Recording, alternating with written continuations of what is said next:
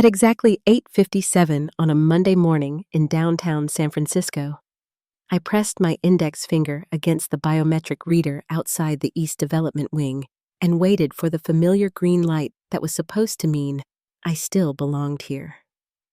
Instead, the panel buzzed once, stuttered twice, then glowed an unforgiving red. For a second, I thought maybe I'd pressed too lightly, so I tried again, harder this time, the cool glass biting my fingertip. Same response? Denial. A mechanical refusal that echoed louder than the actual silence in the hallway. Behind me, a pair of interns with their overpriced protein shakes and startup-level optimism slowed their walk. I heard one of them whisper, the other giggled. They thought I didn't notice. I did. And just as I was about to step back and wave the sensor one more time, my phone vibrated. An email notification lit the screen. Sender. System notification. Subject line. Credential mismatch. Action required. No greeting. No explanation. Just the corporate equivalent of a door slamming shut. I froze, thumb hovering above the screen, and then another vibration. Another email. Deployment error. Pipeline failure at step 4. Token expired. That one made my stomach clench harder than the badge denial. My ecosystem was already unraveling, and I hadn't even crossed the threshold into the office. It felt like watching dominoes fall in reverse, except I was the first piece being yanked away. I stood there for a long second, pretending the hallway wasn't suddenly twice as long, pretending the whispers behind me weren't tiny knives slicing at my back, pretending the badge denial wasn't exactly what I feared it was. Deliberate. I finally turned, walked down the corridor like nothing was wrong, like my pulse wasn't hammering in my ears. The East Dev Wing had been my home base for years. I'd spent entire weekends here debugging deployment trees, patching Jenkins loops, and babysitting late-night builds while half the company pretended innovation happened in boardrooms. But when I reached my desk, or what used to be my desk, I stopped dead. The chair was gone. The monitor was gone. Even the whiteboard where my team and I had mapped 6 months of problem-solving was wiped so clean, it shined. In the middle of the empty workstation sat a single neon sticky note. In Sharpie, someone had scrawled, "Reorg in progress." That was it. Not my name, not a forwarding address, just a corporate euphemism that might as well have read, "You don't exist here anymore." I picked it up, held it between my fingers like it might explain itself, then let it fall back on the stripped desk. My breath came shallow. My badge didn't work. My credentials didn't work. And apparently, my entire presence had been vacuum sealed out of the building overnight. I pulled out my personal laptop and tried to log in remotely, because denial is powerful, even when the evidence is staring you in the face. SSH. Denied. Repo access, revoked. Slack channels, archived. Every door digitally bricked shut in unison. That's when I knew this wasn't a mistake. Mistakes are random, uneven, messy. This was coordinated, surgical, executed like a hit, and I didn't need a detective to tell me who had ordered it. Eric Dawson, my so-called project lead, had been circling me for months like a vulture who couldn't wait for the body to stop twitching. He wanted credit. He wanted control. And above all, he wanted me gone before the next audit, when his career prospects would either skyrocket or implode. Last Friday, he'd cornered me in the office kitchen during what HR called an alignment session. Pizza boxes on the counter, fluorescent lights buzzing overhead, his smile too sharp for casual conversation. He leaned in and whispered like we were conspiring, like he wasn't about to stab me in broad daylight. "You'll stay this weekend, Alexis. We need the patch shipped before compliance shows up. It's crunch time." I chewed, swallowed, and said flatly, "You mean you need it shipped? I already gave you 12 hours last Saturday. I'm not logging more unpaid time just so you can present it Monday morning like it's your baby. He didn't flinch, didn't argue, just tilted his head, scribbled noted into the air with his smug expression, and walked out. I should have recognized the look for what it was. Not disappointment, not defeat, but quiet execution. He'd already planned to erase me. Now here I was, standing in front of an empty workstation that used to hum with life, holding a useless badge, reading emails that announced my world was already collapsing in on itself. The passive aggression was so thick in the air, I could have spread it on toast. My jaw locked. Not from panic, but from calculation. Because if Eric thought this was the end of my story, he'd forgotten one very inconvenient truth. I didn't just use this system, I built it. Every rollback tree, every deployment script, every layered key rotation bore my fingerprints. And the one thing Eric never understood about architecture is that the foundations remember their architect, even when the locks change. So I slid my laptop into my bag, straightened my blazer, and walked toward the exit as if I wasn't already drafting the counterattack in my head. They thought they'd shut me out. What they had really done was light the fuse. The thing about betrayal is it rarely surprises you. The signs are always there, flashing like hazard lights you pretend are just reflections. Eric Dawson had been setting those flares for months, and I'd been stepping over them, telling myself I could outcode his politics the same way I outcoded broken pipelines. But code is logic, and Eric was pure ego dressed in oatmeal-colored blazers that made him look like a mall furniture salesman who somehow wandered into tech. He liked to lean on the word alignment, like projects were puzzles and not people. To him, I wasn't a lead engineer with 5 years of uptime under my belt. I was a lever he could pull until I snapped. He had a habit of showing up at the edges of my weekends, usually with greasy pizza and faux camaraderie, to pitch what he called crunch collaborations. Translation: free labor disguised as team spirit. Last Saturday was the tipping point. He cornered me at 9 p.m. in the kitchen while I was heating leftover pad thai, the only meal I'd had that day. He leaned against the fridge like he owned the oxygen in the room, whispering in that tone managers use when they want to sound like co-conspirators, but are really just writing your obituary. "We need the patch this weekend. Compliance is breathing down our neck. If this deploy fails, it's my head on the block." I didn't even look up from my noodles. "So what you're saying is you need me to save you, again, on my day off." He smirked, not denying it, just waiting for me to roll over like I always had. But something in me was done being his ghostwriter. I said, "I already worked 12 hours unpaid last Saturday, Eric. If you want the patch shipped on Sunday, write it yourself." That should have landed like defiance, but he just smiled. Not angry, not shocked, just amused, like he'd been waiting for me to hand him the excuse he needed. Then came that single word: noted. I thought it meant conversation over. What it really meant was execution scheduled. By Monday morning, the knife was already in my back. My badge was dead, my desk erased, my credentials purged like I'd never existed. And Eric? He was upstairs, probably sipping a sugar-free Red Bull, pretending the chaos unraveling across Jenkins was just a permissions hiccup. That was his style. Bluff, delay, gaslight, repeat.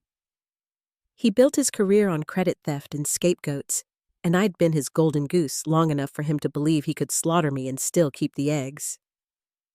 But what Eric never accounted for was my memory. I remembered every stolen credit, every slide deck where my architecture was presented as his team effort, every sprint where my 4 a.m. hotfix saved his reputation while he muted his mic to play Candy Crush during a board call. And I remembered the recruiter email he accidentally forwarded me 2 weeks ago. Subject line: seeking lead DevOps for Pharmatech merger. Can you start May 15th? He hadn't even deleted it properly. He just dragged it to a folder like that would make me blind. He had a plan. push me out, polish my system like it was his, then walk into a shiny new CTO seat across town with a smile and a stolen blueprint. So no, I wasn't shocked when my badge buzzed red. I wasn't even shocked when interns giggled behind my back. What shocked me was that Eric thought I wouldn't have seen this coming, that I wouldn't have left myself an out. He thought betrayal was a clean cut. What he didn't know is I'd already built a scalpel sharper than his knife. When people talk about DevOps, they always talk about speed, about how fast you can deploy, how quickly you can roll back, how seamlessly you can keep the conveyor belt moving. What they never talk about is paranoia. But paranoia is the backbone of real architecture. Anyone can ship features. Only a paranoid builder makes sure the foundation survives sabotage. That's why while Eric was busy slapping buzzwords on Jira tickets, I was building insurance policies. Back when I first realized his idea of leadership was stealing credit and dodging accountability, I started keeping what I called my panic plan. It wasn't official.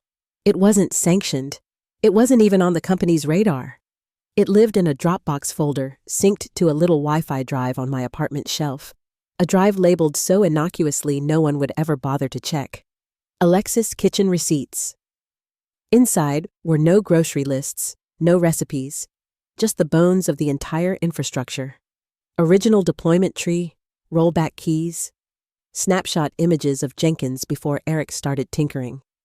A rotating copy of the escalation email he'd tried to delete 6 months ago when a junior dev caught him bypassing security checks for a quick win. And buried deep inside, time-stamped and hash-signed like a loaded weapon, was a file I named with deliberate banality. Protocol v2.sh.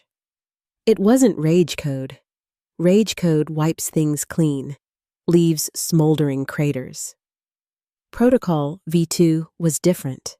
It was precise, surgical, the kind of script you only trigger if you need to prove a point without getting your fingerprints dirty. It didn't destroy. It exposed. It forced the system to reveal how fragile it was without me. Every time someone pulled the wrong lever, it would quietly redirect dependencies, stall handshakes, and loop rollbacks until the whole machine froze in place. To an outsider, it would look like incompetence. To me, it was insurance. I hadn't told anyone about it, not even Mia, the one teammate I almost trusted. You don't share escape hatches. You hold them tight, because someday the people clapping for you on Monday will be sharpening knives by Friday. And when that day comes, and it always comes, you need to know you can walk away without being erased. So while Eric thought he'd locked me out, all he really did was press the button that activated my safety net. The moment my SSH keys were revoked, the system defaulted to my shadow scripts. Jenkins logs stopped making sense. The pipeline choked at step 3. QA builds spit out malformed binaries. From their perspective, it was chaos. From mine, it was choreography. I sat in my car, one level below the garage where I used to park with a valid badge, and tethered my laptop to my personal hotspot. The hum of the engine was the only sound besides my own typing. As I watched the dashboards crumble in real time, I felt that strange calm you only get when the world finally admits you were right all along. I wasn't touching their servers anymore. I didn't have to. My panic plan was doing the work for me. The irony was rich. Eric had spent months mocking me for being overly cautious, for running redundant backups, for insisting we build with layered rollbacks. He said it slowed us down, that innovation required risk. What he really meant was that caution left less room for him to cut corners. And now, here we were, with his efficiency unraveling in front of the entire company, while my so-called paranoia hummed like an orchestra hitting every note. The deeper satisfaction wasn't even in the failure itself. It was in the knowledge that every log, every stalled build, every dependency error pointed to one undeniable truth. The system had never belonged to him. It had always been mine. And no matter how many badges he revoked, He couldn't erase the fingerprints I'd left embedded in its DNA. By 10:45 a.m., the company's precious conveyor belt of automation was already coughing blood. Jenkins' logs screamed dependency hell. QA tickets piled into Jira faster than interns could label them. Front-end deploys spit out 500 errors like confetti at a funeral. Slack threads lit up in frantic chains of half-baked theories. Maybe the certs expired. Maybe staging got corrupted. Maybe someone pushed untested YAML again. No one wanted to admit the obvious, that the system didn't break by accident. It broke because someone cut out its heart. And the heart was me. At exactly 11 Honko, I knew the timing would sting the most. Monday scrum. Cameras on. Execs lurking. Eric trying to look calm with that fake executive smile that always reminded me of a sales rep at a failing car dealership. He opened his status update like everything was under control. We're experiencing a temporary permissions issue. Our team is already working on a fix. Then, right on cue, the CTO's voice cut in sharp as glass. Then explain why every deployment collapsed the moment Alexis Carter's credentials were disabled. I wasn't in the room, but I didn't need to be. I could see it in my head like a live stream. Eric's Red Bull smile faltering, his throat tightening, his eyes darting to his team for backup that wasn't coming. He stammered something about isolated variables, but the screen behind him betrayed him, blinking an error message I'd hard-coded into Protocol V2 months ago. Unauthorized override detected. Root privilege escalation required. Reauthentication failed. Rollback initiated by original author. I almost laughed when Mia texted me from inside the chaos. WTF is happening? Did you rage delete everything? Eric says you nuked the repo. Rage delete, please. If I wanted to rage delete, the repo would be blank. The database scrubbed so clean it could double as a Marie Kondo commercial. This wasn't rage. This was design. Precision. Chess. Every move had been plotted 6 months ago when I realized Eric would eventually try to erase me. And now I was watching my architecture prove that point in real time. By 11:30, half the dev floor had shut their laptops, pretending silence would slow the collapse. I imagined the war room atmosphere, phones buzzing, execs demanding updates, Eric's voice rising in pitch until it cracked. The man had always treated fragility like a virtue. Quick fixes, shortcuts, duct tape over bullet holes. And now the fragility was exposing him. The best part? I hadn't typed a single command since my badge was revoked. Everything unfolding was baked into the system.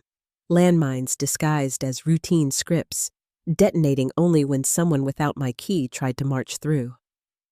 Legally, it was just prior configuration with unforeseen consequences.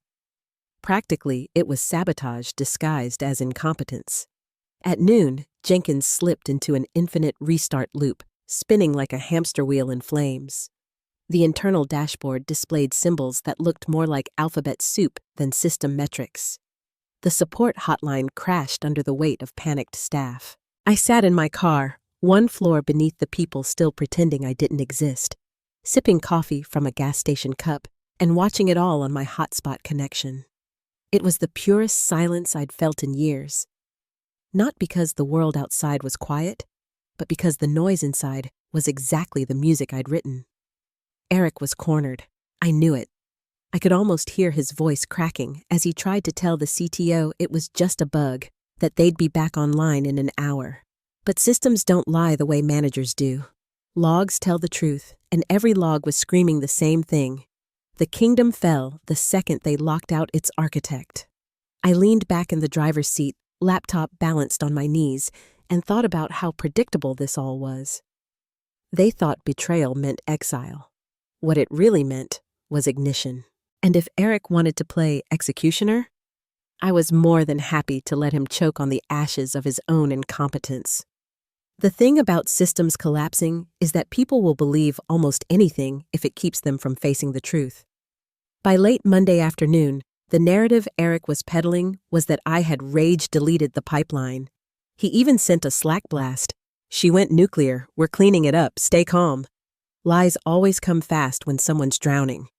But what he didn't realize was that while he was scrambling to shift blame, he'd already handed me the blade I was going to cut his career with. 2 weeks earlier, he'd slipped. Forwarded me an email not meant for my eyes. A recruiter thread. Seeking lead DevOps for Pharmatech merger. Can you start May 15th? It was his exit strategy, clear as daylight. Replace me, steal my architecture, and walk into a shiny new CTO role across town. I didn't reply. I didn't confront him. I did what any paranoid architect does. I logged the headers, BCC'd myself, and filed it in a folder named Eric Exit. So when I saw the job posting Saturday night for lead DevOps specialist, the role meant to replace me, I didn't rage. I smiled, because my alert system flagged it within minutes, and within an hour I'd submitted a resume under a fake name, Riley Jensen. Background? Mine, reworded. Experience? Mine, scrambled. Contact info? Burner. By Sunday evening, Riley had an interview scheduled for Tuesday morning. Interviewer, Eric Dawson. When the confirmation came through, I laughed for the first time in days. He had no idea he'd just invited his own executioner into the room. Tuesday, 11:30 a.m., room 415A. I walked in wearing a navy blazer I hadn't touched since my CipherLogic exit interview, the one where they said I was too direct for leadership. Translation: I refused to giggle through incompetence. My alias was printed neatly on the sign-in sheet. Riley Jensen. The receptionist smiled, offered me water. I declined. My hands didn't need anything except the thrill buzzing through them. At 11:32, the door opened and Eric slithered in. He looked like hell, pale, stubbled, tie crooked like he'd dressed in the dark. His hands shook as he held a yellow legal pad, still trying to act like this was salvageable. Riley? He asked, like even the name tasted wrong in his mouth. I stood, shook his hand, felt the sweat in his palm. He sat, forced a smile. Thanks for coming in. Let's just talk through your experience. I leaned forward, polite, calm. Of course, but first, can I ask something? His pen hovered. Sure. I tilted my head. What happened to the previous lead? I heard there was some disruption. His jaw twitched. She didn't work out. Didn't work out? I repeated softly. Or was she pushed out after refusing unpaid overtime? His eyes snapped to mine, and for the first time, I saw real fear. I let the silence breathe before sliding a USB stick across the table. That's a copy of your Slack thread with HR. Time-stamped Friday night, right after you pulled my badge. Also, the recruiter email you tried to bury, and the pipeline logs proving every build failed the second my credentials were revoked. Funny how all the evidence lines up, isn't it? He didn't touch the USB, just stared at it like it might detonate. Who are you? He whispered. I smiled, slow and sharp. I'm the reason your Monday exploded. I'm the architect you thought you could erase. And right now, you're going to resign. Today. With a statement that says every failure was your fault. His lips parted, but no words came out. I pulled out my phone, tapped the screen once. Because if you don't, the CTO gets this. I turned the screen so he could see the video. Him at the off-site drinks bragging to another manager about getting rid of the girl who thinks she's smarter than me. His face drained of color. His shoulders slumped like a popped balloon. I stood, pocketed the USB. Don't worry, I'm not staying. This meeting was just the last line of code I needed to execute. I opened the door. The receptionist looked up with a smile. How was the interview? I smiled back. He's not the right fit. And just like that, I walked out, leaving Eric to choke on the silence he used to weaponize. The real reckoning, though, was only just beginning. The morning after Eric folded, I thought maybe the storm had finally burned itself out. My badge was still dead, my desk still erased. But Eric's name had already been wiped from the org chart, replaced with the generic corporate tombstone, user not found. For a moment, I allowed myself the luxury of silence. Then, at 9:14 a.m., a LinkedIn notification hit my phone that froze me mid-bite of burnt toast. Profile viewed by Dia Rowan, CTO, Stratverse Corporation. Dia wasn't the type to idly browse. She didn't view profiles, she dissected them. She was the hawk circling at the very top of the food chain, the one even VPs avoided eye contact with in elevators. I'd only crossed paths with her twice before. Once, during a high-stakes demo when Jenkins died mid-load, and I hot-fixed a rogue script on the fly. She gave me a single nod, the kind that said, "Impressive, don't get cocky." The second time, she'd CC'd me by accident on a budget-cut thread, then followed up with, "Pretend you didn't see that." I never replied. I didn't need to. That was Dia's language, orders, not requests. So when her email landed in my inbox that afternoon, it didn't come with pleasantries. Subject line, 2:00 p.m., my office. Say nothing until I finish. That was it. No signature, no emojis, just a summons. Walking into her domain was like walking into a courtroom where the judge already knew the verdict.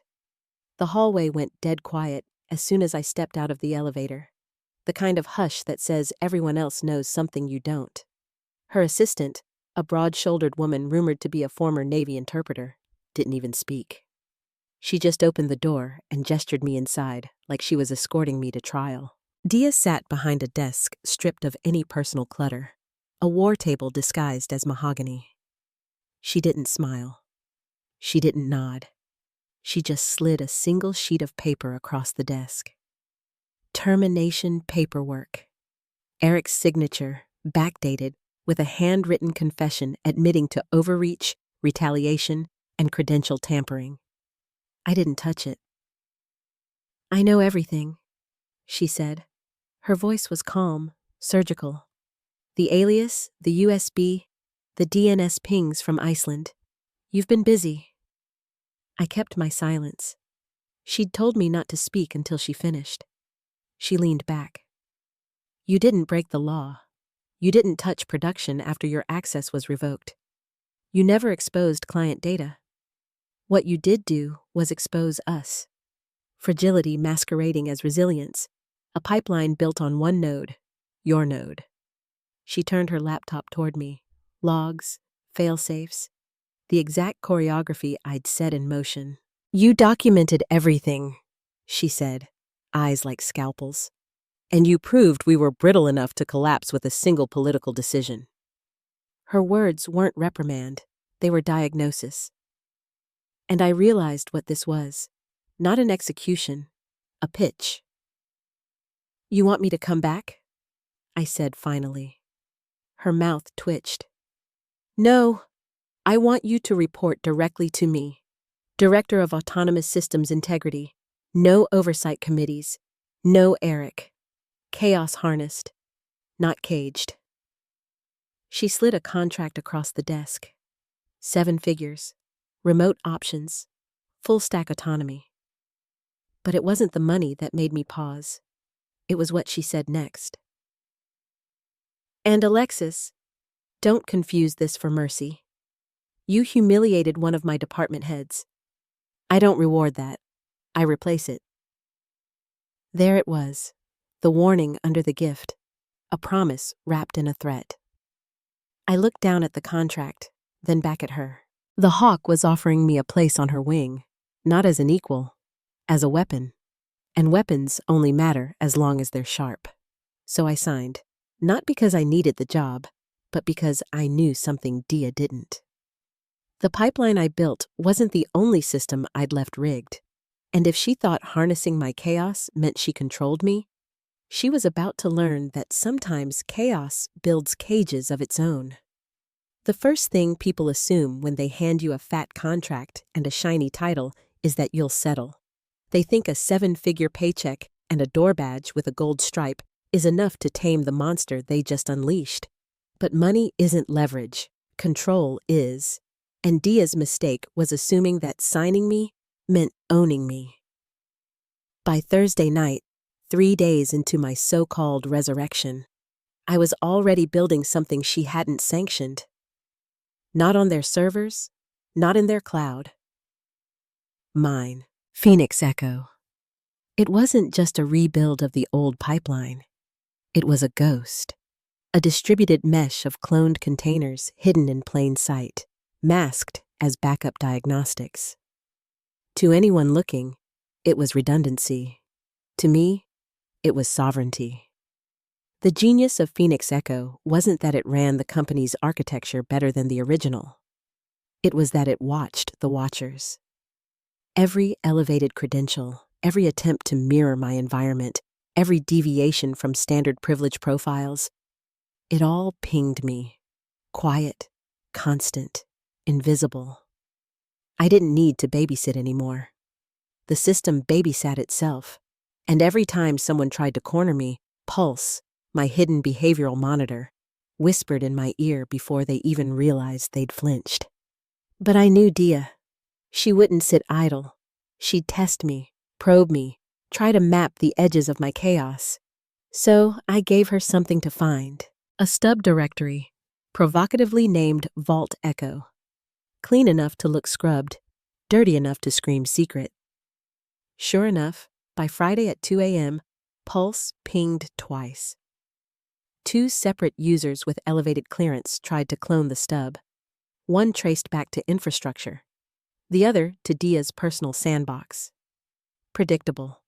She was smart, paranoid, but not paranoid enough. Saturday night, I pulled the trigger. At 3:04 a.m., the Jenkins GUI went dark across the company. Every build paused mid-sequence. Every dashboard froze. In their place, a single banner stretched across every monitor, every terminal, every screensaver. Autonomy is not granted, it is earned. Veil Systems. The panic was instant. Slack lit up like a forest fire. Legal drafted 6 statements blaming a diagnostic outage. PR whispered about cyber attacks. Meanwhile, I sipped burnt coffee in my apartment, barefoot, watching the hysteria unravel. Because the truth was simpler. I wasn't sabotaging them. I was teaching them a lesson. They hadn't rehired me.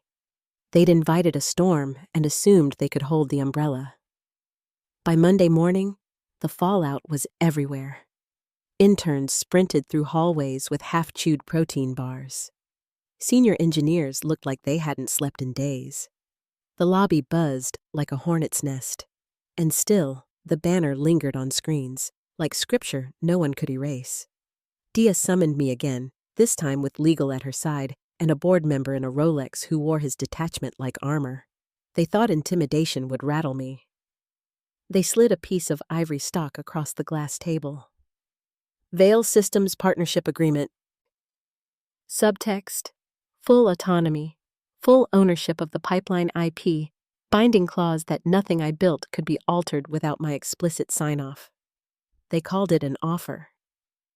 I called it what it really was: surrender disguised as relevance. I leaned forward. Here's what's going to happen. You're going to approve this publicly. Press release, CTO endorsement, my name tied to the infrastructure I architected. Not quietly, not buried in some PDF no one reads. The board member smirked. And if we don't? I let the silence hang before answering, voice calm as a guillotine. Then Ashroot activates. Ashroot wasn't a bluff. It was my final root process, buried 6 levels deep, camouflaged as a legacy cron job. It didn't delete data. It didn't leak files. It made the system forget them. Every contributor ID except mine. Every changelog wiped. Every trace rewritten to show one indisputable fact. I was the only author. The company would be left admitting either that I alone had built their kingdom, or that they no longer understood how their own infrastructure worked.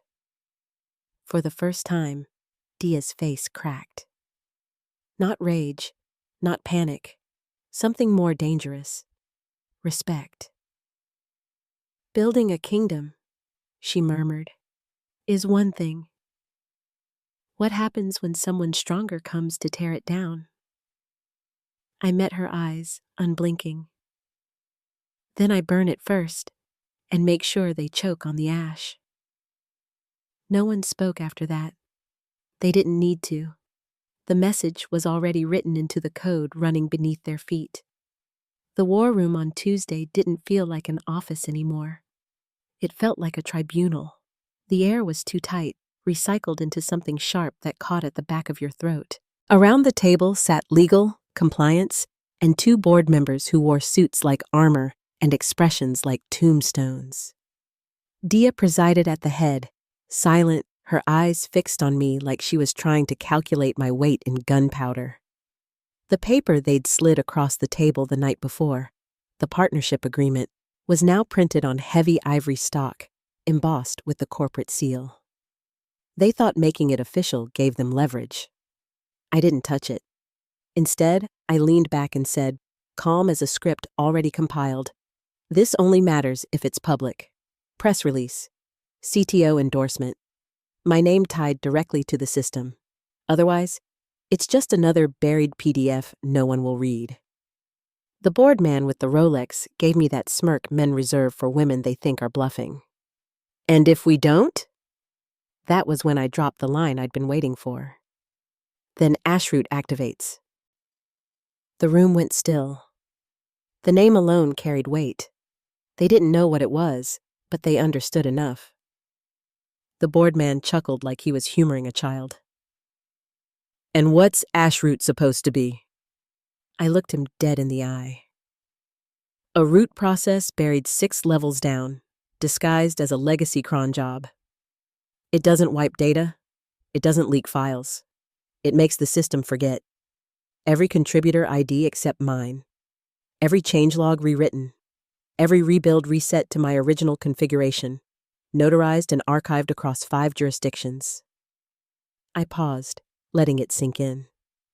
In short, I can make it so history shows I was the only author this infrastructure ever had. And when auditors come, you'll have 2 options. Admit it was all me, or admit you have no idea how any of it works. Silence stretched.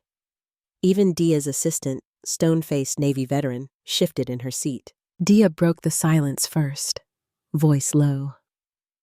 "You'd scorch the earth just to make a point?" "No," I corrected. "I'd scorch it to make sure no one else thinks they own it. Control isn't given. It's proven. And I've already proven who built this kingdom." The Rolex man's smirk vanished. He glanced at Dia. She didn't look at him. She looked at me, and in her eyes I saw it. Not fear, not even anger. Respect. Reluctant. Razor-edged, but real. "Fine," she said. "Public endorsement. Press release. Your name tied to the infrastructure. But understand this, Alexis. You cross me again, and not even your ghosts will save you." I leaned forward, slid the untouched contract back across the table. "Understand this, Dia. Ghosts don't save me. I build the fire, and if anyone tries to tear it down, I'll be the one holding the match." No one argued after that. They didn't need to. The truth wasn't in the paper on the table. It was in the silence they all knew was permanent now. My name was already in the system's blood. By Friday, the press release was live. My name sat next to the words, "Architect of Stratverse's Autonomous Infrastructure," printed in black and white across industry blogs that used to ignore me. Interns whispered in elevators. Senior engineers looked at me like I wasn't a person anymore, but a firewall wearing shoes. Dia didn't make an announcement internally, not yet. She wanted silence to ferment into obedience, but she didn't have to. Everyone already knew the system no longer belonged to the org chart. It belonged to me. The irony was delicious. They thought revoking my badge would erase me, but all they'd done was etch me deeper into the machine's DNA. Every pipeline log, every build trigger, every dependency check now bore my fingerprint. Not Eric's, not Dia's, mine. Saturday at 2:47 a.m., I sat alone in my apartment with burnt coffee and bare feet on cold tile, watching the final sync scroll like scripture. Phoenix Echo was stable. Pulse was humming, invisible but omnipresent, whispering each time someone tried to probe where they shouldn't. Across the city, in a satellite office where Eric had slithered after his fall, every attempt he made to clone my stolen templates collapsed in real time. Red lights blinking like taunts he couldn't ignore. I imagined him screaming, pacing, blaming shadows. But shadows don't break systems. Architects do. That night, Pulse pinged twice. 2 separate attempts to mirror the core environment. One was infrastructure. The other was Dia herself. I smiled, not out of malice but inevitability. She couldn't help it. Hawks don't perch. They circle. She wanted to know how far my reach extended, whether the cage she thought she'd built for me still had bars. Pulse blocked both attempts before they even touched the surface. For the first time since this war began, I didn't have to lift a finger. The system defended itself. My system. Monday morning, walking through the lobby felt different. Not triumph, not victory. Something heavier. Eyes followed me, but not with fear, with calculation. They were trying to figure out what I was now. Not a peer, not a boss, not even an enemy. I was infrastructure, flesh and code woven together, untouchable because I no longer needed their permission to exist. Dia asked me once what I'd do if someone stronger came to tear down my kingdom. I didn't answer then, but as Pulse hummed in my pocket, as Phoenix Echo stabilized across mirrored nodes, as Ashroot lay dormant 6 levels deep like a loaded gun with my name carved into the barrel, I finally understood. You don't defend kingdoms. You burn them before anyone else can rule the ashes. And in that fire, you make sure the world remembers one truth. The blueprint always belongs to the architect.